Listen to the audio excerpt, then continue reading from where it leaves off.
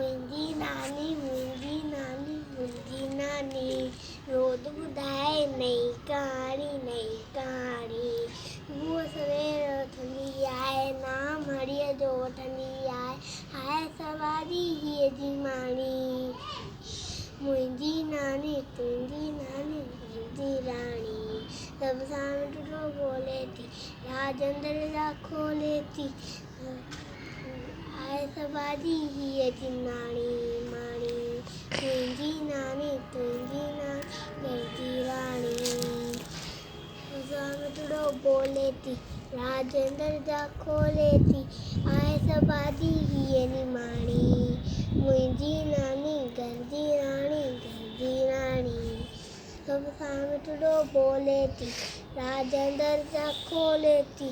आए सवारी हीअ निमाणी मुंहिंजी नानी तुंहिंजी नानी घर जी राणी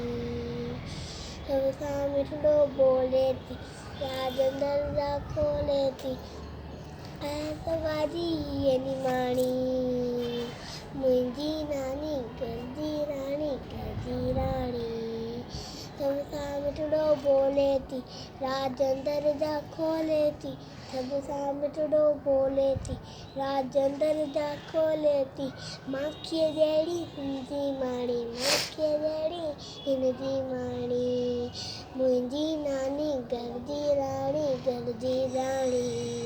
सभु सामटड़ो बोले थी राज अंदर जा खोले थी सभु सामटड़ो बोले थी राज अंदर जा खोले थी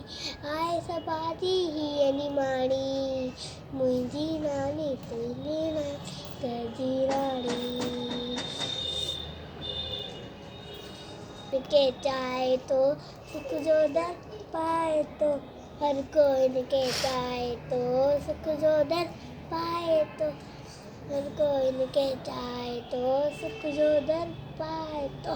माखीअ जहिड़ी हिनजी माणी हिनजी माणी मुंहिंजी नानी घर जी राणी सभु सामटड़ो बोले थी राज अंदर जा खोले थी सभु सामटड़ो बोले थी राज अंदर जा खोले थी आए सवारी हीअ निमाणी मुंहिंजी नानी घर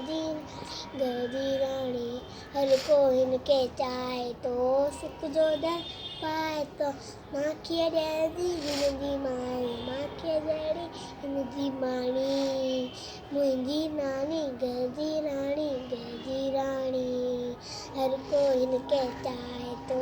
सुख जो दर पाए तो हर को हिनके चाहे तो सुख जो दर पाए तो माखीअ जहिड़ी हिनजी माणी मुंहिंजी नानी घर जी राणी जय झूलेलाल।